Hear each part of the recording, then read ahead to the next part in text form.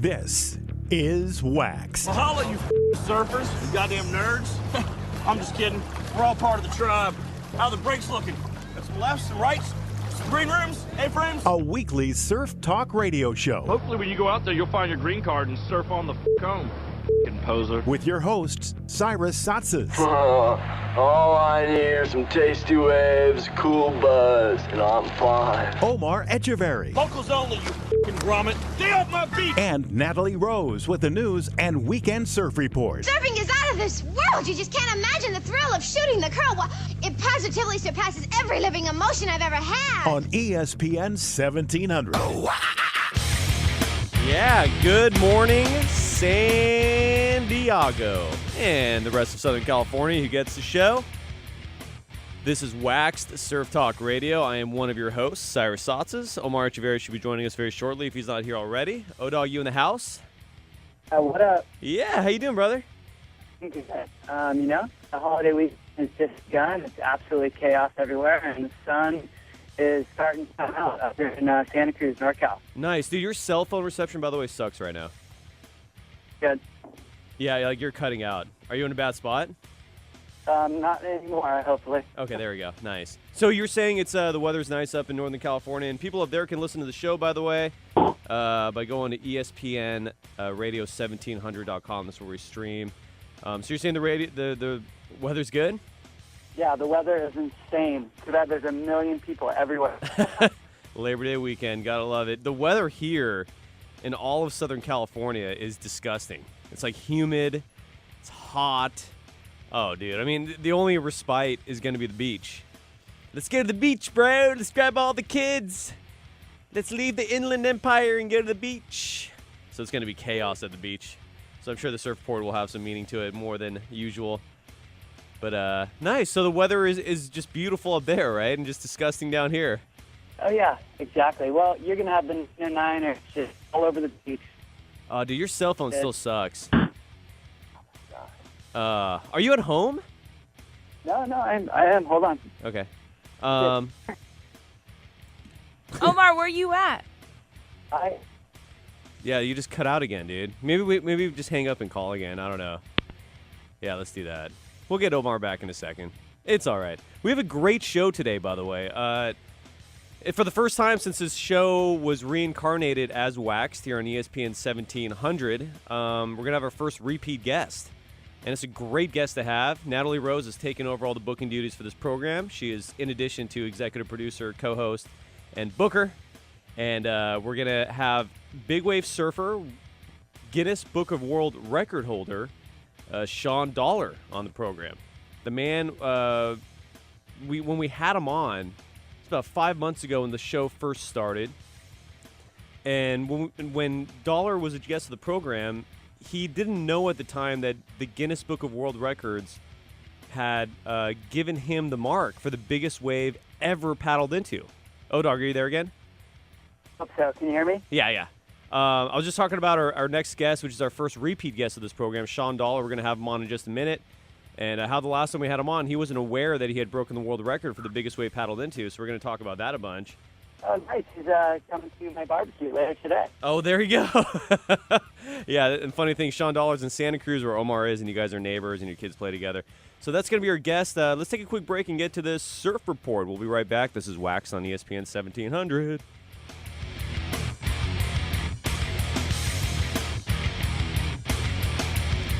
Visit our website, waxedradio.com, to get complete show podcasts and follow us on all social media at WaXed Radio. Now, here's your weekend surf report.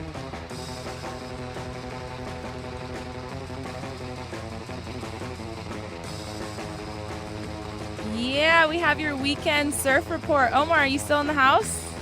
I hope so. Can you guys hear me now? Yeah, we can hear you loud and clear. I don't know how the surf is up there, but down here we have it 2 to 4 feet. We have a nice south swell that's holding up, giving us finally some little waves because we haven't had any waves in the last week or two. On top of that, we have nice weather, glassy faces, small little corners. It's pretty fun for longboarding. I was out all last night and I had a wonderful time. How's the surf up there? Oh, the waves are fun. We have a small southwest swell ranging from about, I'd say, 1 to 3 foot. I surfed last night as well. Super fun. Only unfortunate part up here is everyone and their mother is out in the water, so the crowds are thick. Yeah. But hey, it's it's the weekend, the Labor Day weekend. Every year it does that. But sun's out. Can't ask for much more. Yeah, it's absolute lunacy. Yesterday, like I said, Southern California, for whatever reason, just turned into a scorcher. And I went out like around 1 in the afternoon, and I think the early Labor Day weekend crowd was already out there. It was packed. And the surf is similar to what you said, O-Dog, and Natalie, you had the forecast right. There's bumps. If you have your longboard out there, occasionally you'll get some good ride. But, dude, the crowds are in full force out there, so you definitely have to be warned about that. This is one of those surf forecasts where the crowd has to be included as part of it. Because you're right, it's going to be packed. And the weather's so tropical. It was so nice. I was like, even if the water is just a tad bit chilly, the air is, like, amazing. I love it. You like this humid craziness? Yeah, it's good for your skin. I don't know. I'm always dry, so I'm all about the humid, tropical, hot weather. Ugh. No clothes, you know what I mean? Well, okay, you win there. I'm not dying in here. You win there. Mike, who owns and operates PacificWaveWriter.com, and Mike, if you're listening, my sincerest apologies for not responding to your emails. Please don't take it personally. I'm now an instructor at San Diego State University. I'm also studying for the master's program. Dude, my life is just beyond chaos right now, so I'm really sorry. But he owns a great surf forecast site, PacificWaveWriter.com. And he's up in Ventura. He's mentioning Ventura as small. There's north and south swells are right at the edge of their window, resulting in miles of knee-high waves everywhere, except at Ventura Point, where it's waist to chest high. However, there is a car show there and an art event at the fairgrounds, along with a nearby block party. And there's already 50 to 100 surfers out in Ventura. So the crowds are just everywhere by the beach. So if you wanted peace and quiet, don't go to the beach, is the moral of the story. And there you go. That's your surf report. Is that it? Are we good? Am I all by myself? No, you're not all by yourself. I was talking to Shawn. Sorry. Am I in outer space? O-Dog, are you still there? Yeah, I'm still here. No, you're all good. I was just imagining like a bunch of lowriders down at Ventura, down at the little point down there. It sounds like craziness. Oh, craziness, yeah. Well, let's take a quick break, and let's get one of the greatest big wave surfers in the world, Shawn Dollar, on WaXed here on ESPN 1700. Oh, yeah. Visit our website, waxradio.com, to get complete show podcasts and follow us on all social media at WaXed Radio. Now, more WaXed. Yeah, welcome back to WaXed on ESPN 1700. I highly recommend that you follow us on Twitter, if for no other reason, so you can find out when we're on the air, because ESPN 1700 on the weekends has a lot of shows and programs that buy the airtime, infomercials. And they take precedent over us because we're technically the only program on this station that is supported by the station, meaning like we're not paying them to be on the air. They're actually paying us. But if another, entity is paying the station, they get to pick what hour they're going to be on. So some weeks we're on at 9, some weeks we're on at 10, some weeks we're on at 11, usually in that window to find out when.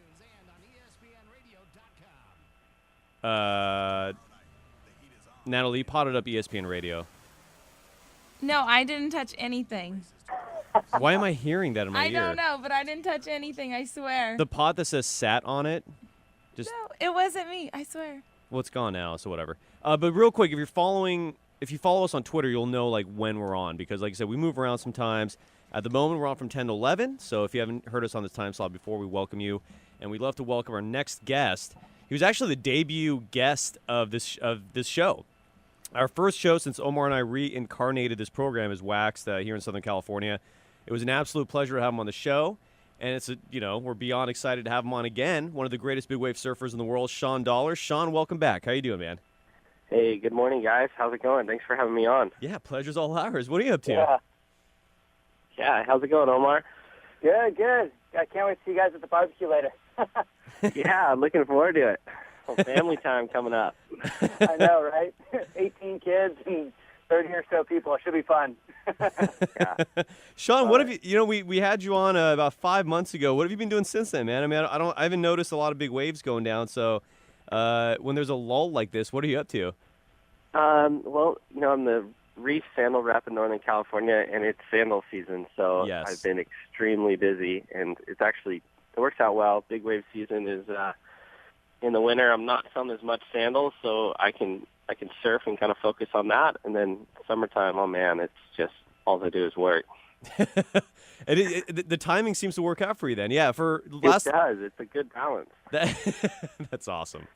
That's beautiful. And yeah, like you mentioned, you're from Santa Cruz. Omar, you're in Santa Cruz. So every time we do this show, even though you guys are on different phones, you're like blocks away from each other in Southern California. Always a trip. Right. The amazing technology. And Shawn, have you been finding any waves or just working? It's been flat. So talk about good timing for your sandal season. It is. But I actually last weekend ran down to Nicaragua for about 4 or 5 days, and I just couldn't take it. I couldn't take the flat spell anymore, and it was really good for me. Got some fun waves. I got to surf. I saw pictures. It looked amazing. You guys scored. We did. We scored, and what's funny is it's the first trip in like 4 years that I just went and taken shortboards and knew I wasn't going to die. You know, like not stressed out that I'm taking my 9.0s and it's going to be 40, 50 foot, and who knows what's going to happen. It was really cool. How big were the waves down there? Oh, they're just like head high overhead. So just fun. So this is just It was just fun. It was just a fun trip. Now you both have you both have kids in like the 2-year-old-ish range. When you go on a surf trip like this, what is wifey kind of giving you the one free pass for the year? Like, how does that work? Yeah, she's I mean, I don't ask to do this too often, so she's like, "Hey, you deserve it. Get out of here." She's pretty epic. I mean, she's really supportive. That is awesome, because a lot of wives wouldn't even give you that one pass for the year. Yeah, I can't complain. She's the best. That's beautiful. Epic. And Odog, you almost went to Nicaragua too, right? You know what? I actually had my ticket. I was just about to book it, and it jumped. I think it jumped like almost $1,000 the next day. So I actually ended up not going on that trip. That would have been the same. That would have been the same trip. Yeah, I was going to go on that same trip, but I had to be home Monday because I had work all day Monday. So there's a $1,000 difference to come home Sunday or Monday night. So I unfortunately could not pull it off, but I'm definitely on the next one. And yeah, it looked like fun. You guys got sick waves. Damn. Yeah, Omar, you were the one that motivated everyone to go initially.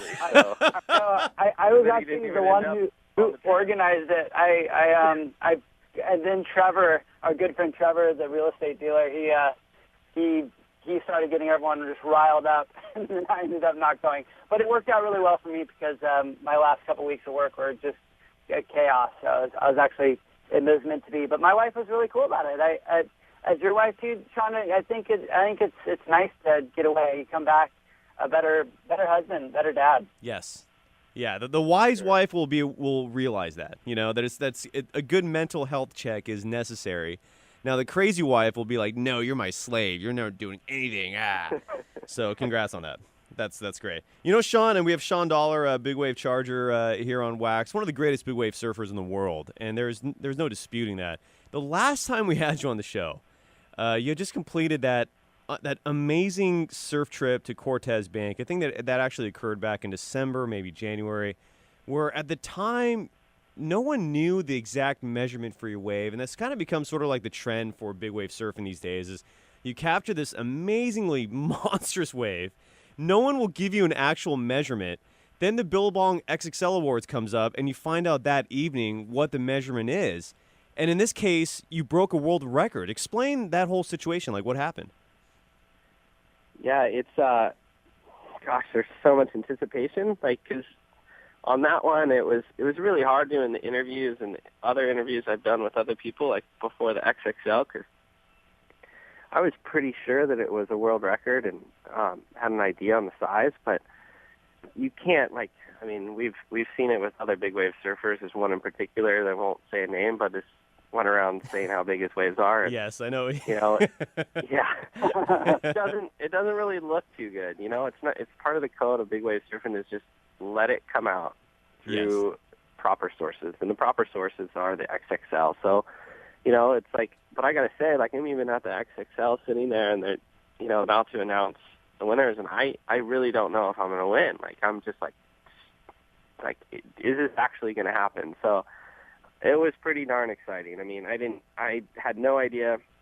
Seeing at the table when they announced my name, and when they announced my name, it was just unreal again. Like, and to find out it's a world record again, I just couldn't believe it. You know? Yeah, it's dude, it was pretty neat. I mean, I guess when it comes to accomplishments in surfing, it's as big as it gets. Real quick, the other surfer you're mentioning, you don't have to confirm or deny it. I'm going to speculate that the first initial is G, last initial M. We'll leave it at that. But the Billabong, the Billabong XXL Award. So you had an idea, like, how does that work? Like, who's the person who does the measurement? Like, who is the end all say all for how many feet that wave actually is, so you can determine if it's a world record? It's actually like a panel, and the panel changes a little bit every year, but not too much. It's still kind of the core guys. Like, you know, Bill Sharp, who runs the XXL, is in that group, but from what I understand, he just has a say in it. But it's at the end of the day, it's really up to the panel. And there's guys like Taylor Paul, head of Surfing Magazine, and a bunch of other names, and I'm kind of blanking on them right now, but they're all surf photographers and absolute legends, and they have all the respect of all of us big wave surfers to make these decisions. And it's consistent on who these guys are, so that every year they sit down and they've judged it last year and the year before, so they have perspective on what they're looking at. So it's not just fresh faces each time, because it really is difficult. I mean, I was, for like the last 3 years, we've been working with Google trying to figure out a more scientific way of measuring big waves to where we can get it accurate down to the inch or the foot. And what we're finding is, even with these guys, with all their contacts, all their instruments, that right now there's just really no way to do it. And we've got a couple other theories, and we want to test some stuff out this winter, but it really comes down to just human beings sitting in a room doing their best estimation of height. And it's a really tough thing to do. I can imagine. Yeah, working with Google, I heard a lot about that. Have they come back to you guys and figured out a way? Are they on their way to figuring out like an exact way to measure waves? So I mean that would be amazing. I mean, it must be so difficult for this panel to measure them and figure it out. I mean, luckily we have people that are so experienced with the ocean like that. But is Google like close to finding an exact way, or have they got back to you guys? We're close. Like, probably the two best theories are, like, one is putting like a large dot on ourselves, like a circular dot, so that at any point within that dot you could know like the height or width, and then using that to pull back and seeing how, giving some type of ratio or perspective to how big the wave is. That's okay, but you know, at an angle, that image or that dot becomes flat and loses its size. That's like basic theory. It needs to be tested. And supposedly they're testing it up there against buildings and doing photographs, and we'll hear more about it in the next couple weeks. But the one thing that's really interesting is there's a lot of different GPS units that they're using that we're going to start attaching to ourselves possibly, and they'll be able to give us a read at that moment of what our elevation is, and then as we drop into a wave, and we could hopefully track it on video and have everything synced upon timing, how far you actually dropped, which could give you a perspective on how much of the remaining wave is left and possibly a height. But wow, that's pretty darn challenging. And I mean, every time you go surf big waves doesn't mean you're going to have these GPS units or have somebody, a bunch of scientists on a boat monitoring and videoing you and having everything synced. Right. Right. So at the end of the day, I think we're still pretty well stuck with the fact that you just have to do your best to take calibers and have a good guess. Yeah. Wow. And would those GPSs do speed as well? I know. I've heard. I've heard rumor that bigger waves move at different speeds, and you know, I mean, on this wave, I look at this wave, and you pick the perfect line. You're going so fast, and it looks like it's still like an intense situation on this wave. Yeah. You know, like the way you're riding it. When I watch the video, I'm like, oh my gosh, like I wonder how fast he's going on that wave, because you are mocking, but you're still kind of in the pocket, but you're still going fast. Is there any thought of measuring the speed as well? Yeah, we'd love to measure the speed, and all that would be possible with these instruments that the scientist has approached us with. But, we still have to go test them. But, it's interesting on that Cortes wave. I mean, talking to a lot of people, they figured I covered about a half a mile on that wave. Wow. And I think I probably was doing close to like 60 miles an hour. Jesus. Or maybe even faster sometimes. Like, I've never went that fast ever. And, yeah, every time I thought I was like, all right, I'm in the safe, I'm going to pull out or I'm out of here, that wave would just absolutely reset up. And I'm just, like, covering so much distance. But it was just like, hold on. But, yeah, way faster than Mavericks, way faster than Hawaii. Wow. I mean, I would love to know the exact speed, but it looks insane. I mean, I'm actually watching the video right now and just like, and yeah, the distance. I mean, were your legs just beat and shaking after that wave? Because, boy, it's a long wave, too. Yeah. Yeah, I mean, I was totally exhausted, but more than anything, it had two different sections that I thought I wasn't going to make.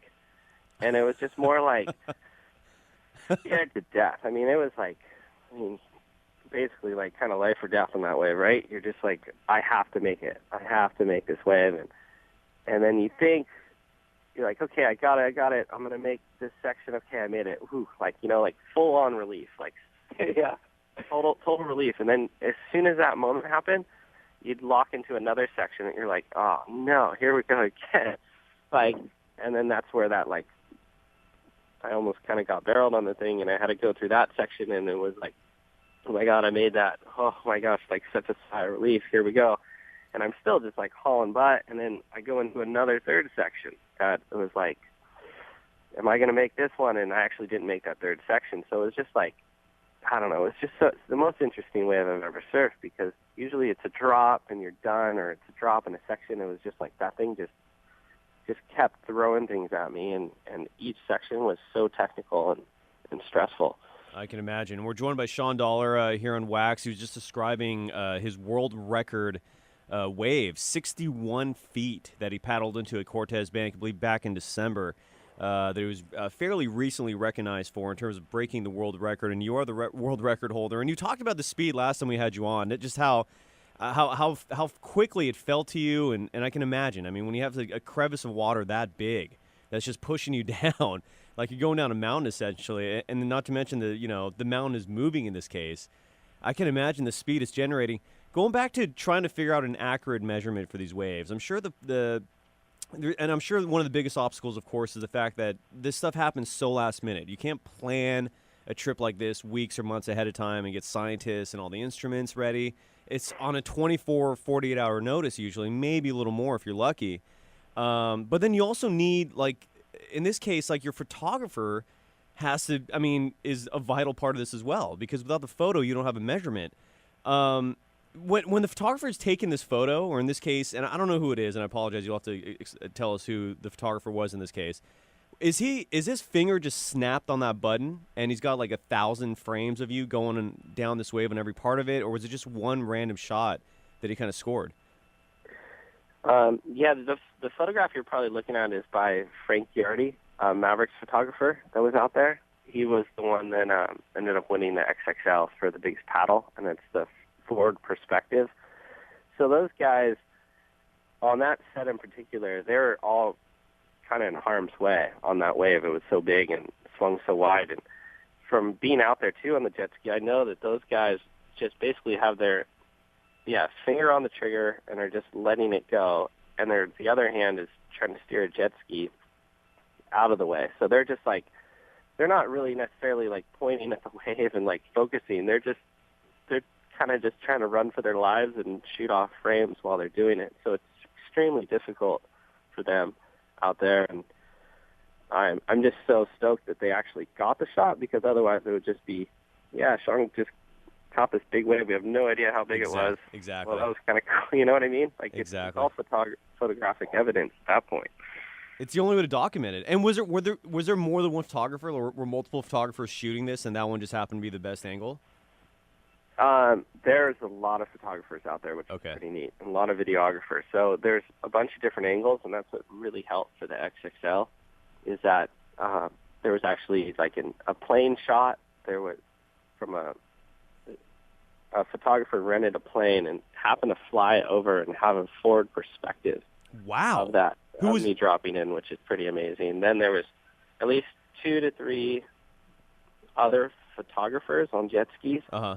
and then there was at least 2 to 3 other videographers as well too. So I'd love to see that plane shot. Like, is there a way to see I'm that? looking at it right now. That plane shot is insane. It looks surreal. Who took that? It seriously looks like it looks like it's out of a movie or something. Who got the The way it's so long too. It's so what a crazy spot. What a crazy place. How do you Odog, where'd you find that photo? That is actually on the Guinness World Records.com. Really? Yeah, it's kind of within one of the videos. Amazing shot. Shawn, do you know who took that photo in the plane? yeah, let me give you the name right now. For some reason, I'm forgetting the last name, but I have it right here. That's all right. I didn't mean to put you on the spot like that. I'm sorry, because I know you want to give those guys cool. love. It's Rob Keith. Wow. Oh, legend! And that's cool. No, it's my favorite perspective of the wave because it pulls back and you can see just how deep I was and where I was at the top of the reef versus it just gives the immensity of the lineup. Cortes Bank is to me, out of all the big wave spots, the most fascinating. We're joined by Shawn Dollar, big wave surfer, world record holder for the biggest wave ever paddled into. Such a distinction. Dude, does that give you a little kick when you hear people say that? Does that? I mean, dude, I'd be turned on if someone referred to me as, oh, there's Cyrus, the world record holder for the biggest wave ever paddled into. I'd instantly just it would move a little bit every time. I'd be so stoked about it. I'd just be like, yes, that's me. Yeah, I mean, no doubt about that for sure. But you know, what's for me that's interesting, because this is the second time it's happened. The first time it happened, like, oh my God, I was like so overwhelmed by the whole thing. Like it was surreal, you know, like I'd honestly kind of spin out of my head. Like I'd get stressed out and people would start telling me that. And now it's like the second time I've done it, and I don't know, I'm in a much better place. Like I don't stress out so hard. Like I need to go do it again, or I have all these expectations. It's more just like, wow, what an accomplishment, this thing I've done. I'm proud of it. It's less anxiety.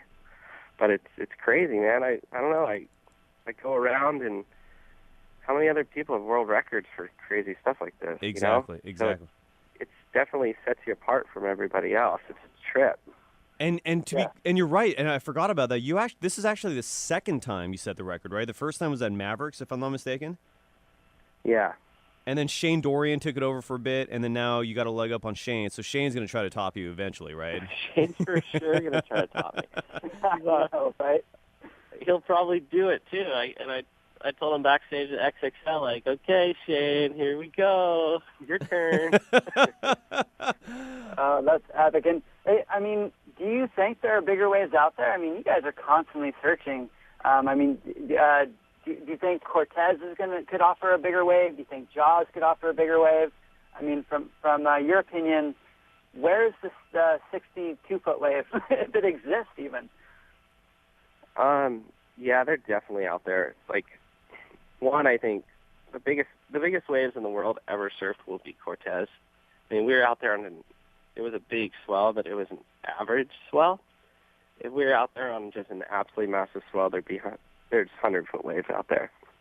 Wow. Easily, you know? Damn. So, mine was 61 feet, and paddling into something that big, and I don't know if paddling in a 100-foot wave is even possible with how fast they move. Right. Because a 100-foot wave is going to move immensely faster, and I don't know.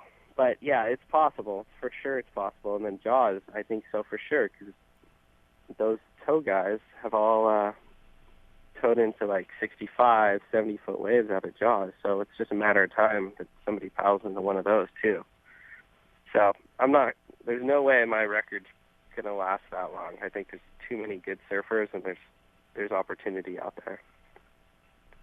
Boy, I think it could take a while, though. That thing is moving fast at 61 foot. It's moving so fast. You have motor arms. It's moving. Yeah, it's crazy. I don't know how that happened, to tell you the truth. The physics of it is, I don't know if I could do that again. I think I got extremely lucky also.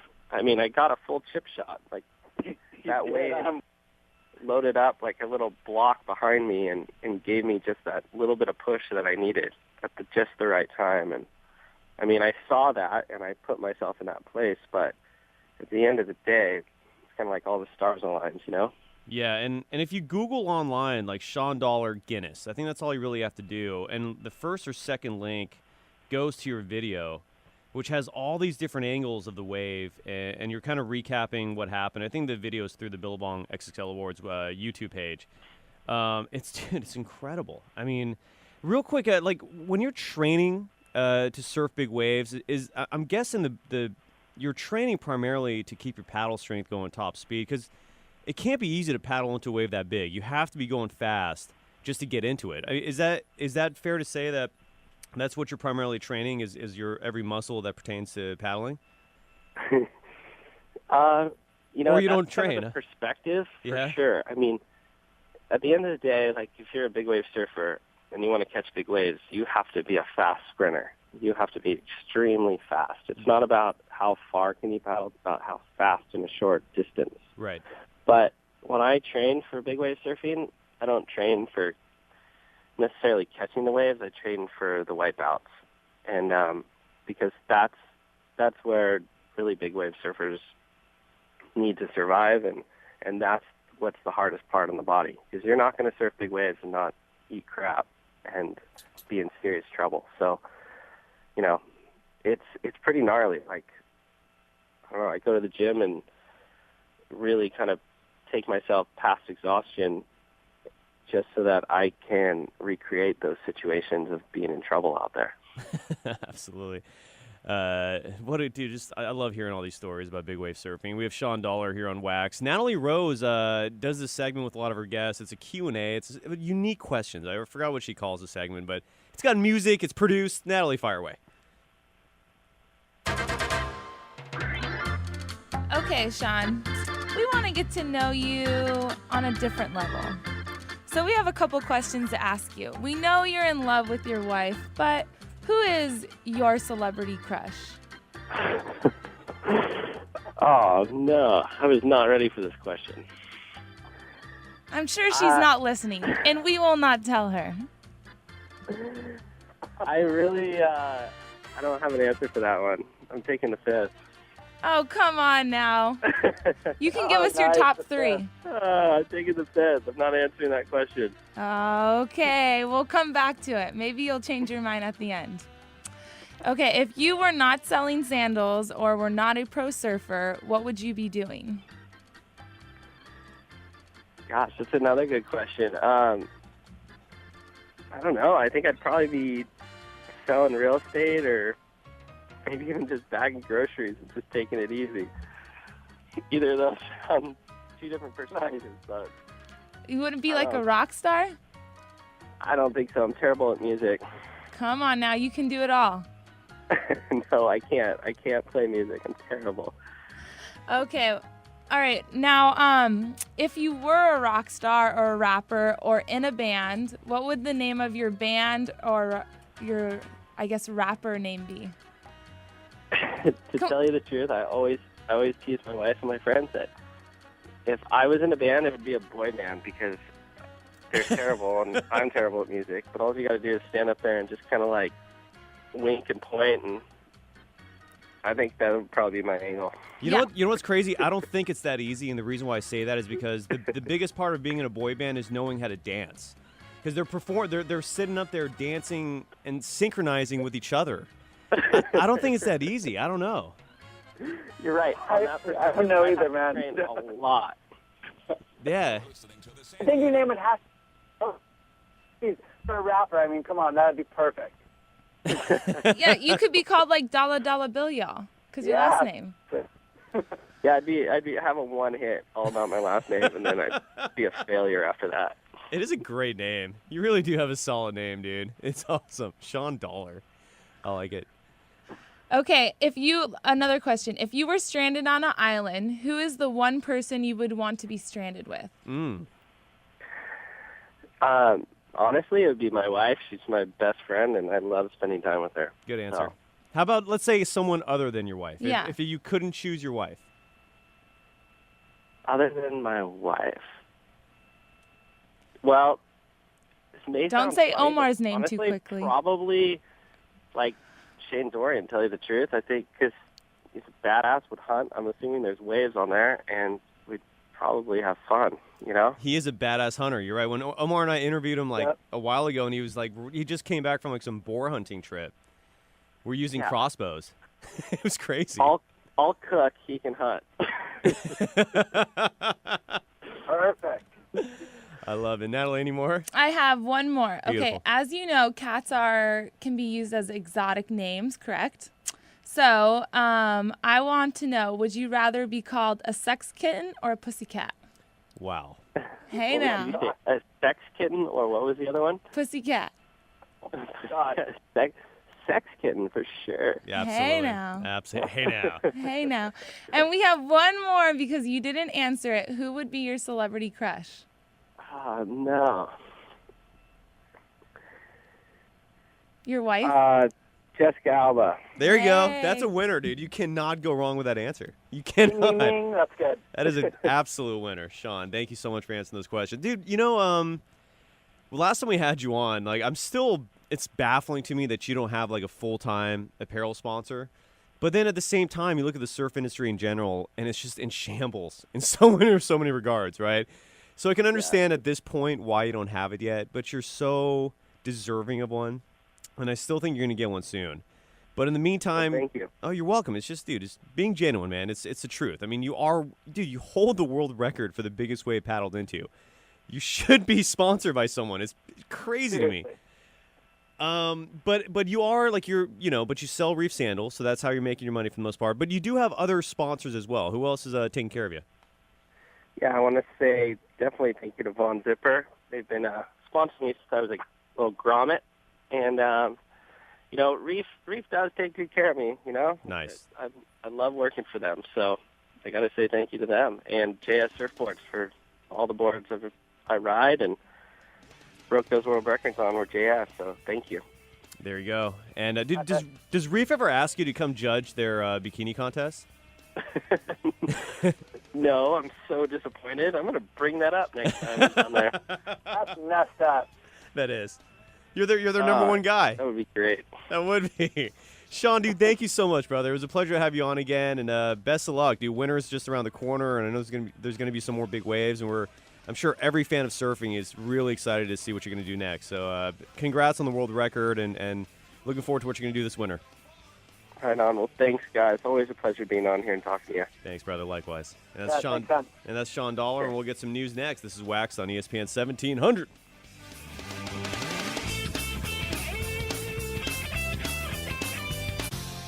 Visit our website, waxedradio.com, to get complete show podcasts and follow us on all social media at WaXed Radio. Now, here's a recap of the weekend surf news. Yeah, there's a lot going on in news. It's crazy how fast time flies when we do these interviews. I had no idea it's already like 10:47. That's crazy. Well, when you have the sex kitten on. Yeah, hey. Hey. Hey now. Yeah, dollar bill, y'all. Yeah. You're gonna see him at the barbecue, and when he shows up, you should be like, "Hey, sex kitten." You should. Oh, no, that would be way too weird if I said that. But I will tell my friends to do it for sure. Dollar bill, y'all. You should. Crane, get the money. You should. I love it. Natalie, what's been going on in the news in surfing? Well, I never thought about this, but have you ever seen Kelly Slater wear sunglasses? This is I love that you brought this up. We tweeted this out on our Twitter handle is WaXed Radio, so make sure you follow us there. And great question. Omar, I was really looking forward to talking to you about this too. Have you ever seen Kelly Slater wearing sunglasses? Ever? You know what? I have, but not since he was like 19. Since 19? I think there's a few images of him wearing them back when Quicksilver first launched their eyewear, and there's a few in the famous movie Kelly Slater in black and white. But yeah, now that you mention it, not since then. And I've seen him a ton in person, and obviously followed him for maybe 20 years or so. Exactly. And we've interviewed him countless times. You know, he's like the most recognizable and visible surfer on the planet.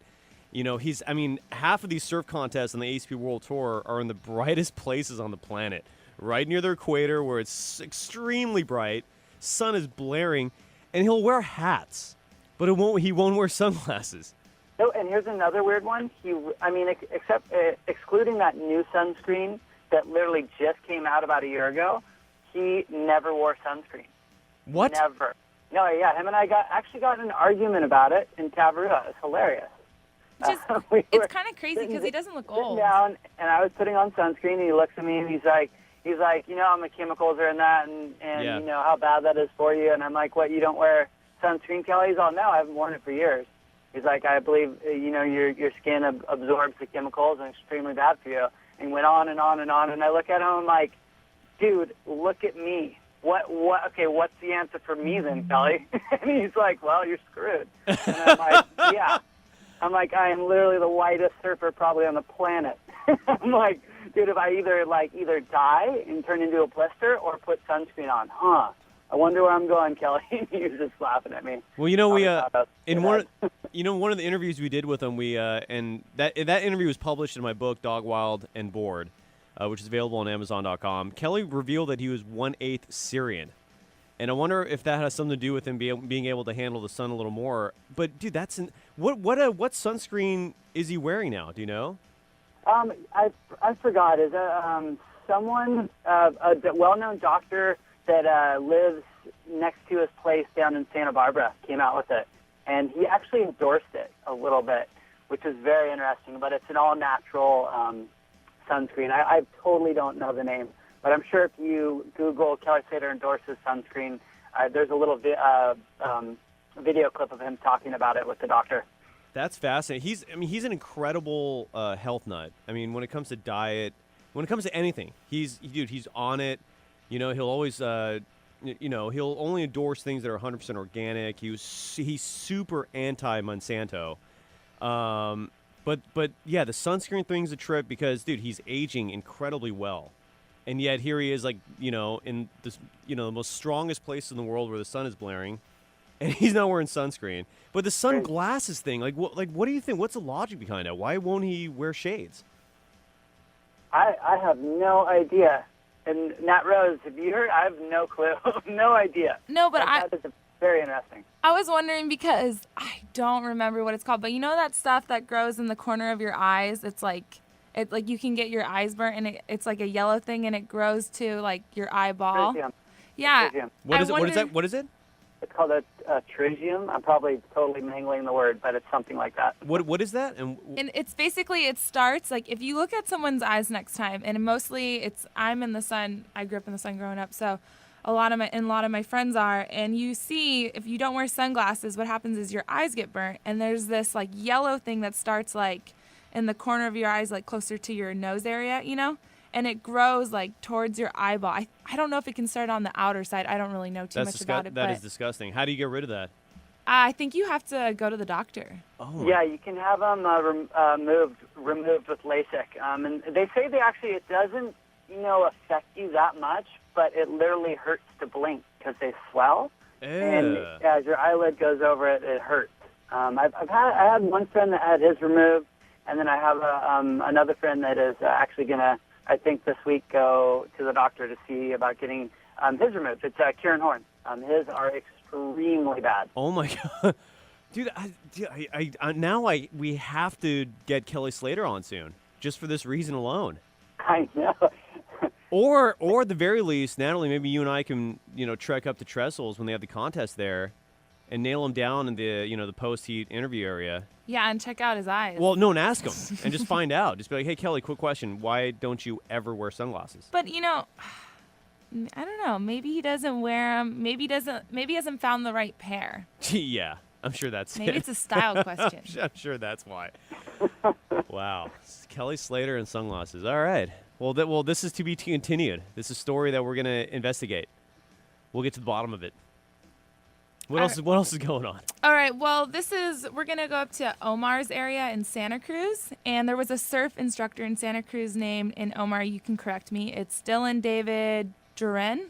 Did I say that right? Have you heard about him? Oh, yeah, I heard about this. Oh. He was charged with numerous sex crimes related to minors, including lewd acts with 14-year-old girls. He had underage girls make pornography, and then you would record him in the changing room, in the dressing room. And he's a 38-year-old man, and he's located at Cal's Beach, the camp and everything. And basically, no one ever really talked about it or anything. But then a girl, she's 17 years old now, she complained to the police that this was happening, and so they got a warrant. They went and checked him out, and they found all these recorded tapes.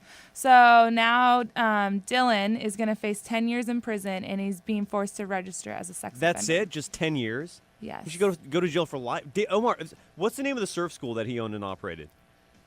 I don't know the name. I everyone knew who he was. Yeah.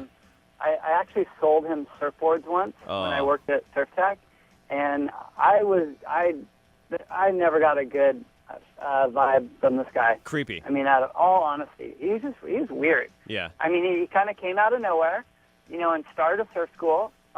Didn't know or socialize with anyone that he grew up with. Kind of like on his own little trip. And a lot of people thought he was extremely egotistical. And from what I've heard, the community that he grew up in is pretty angry. So hopefully, I hope so.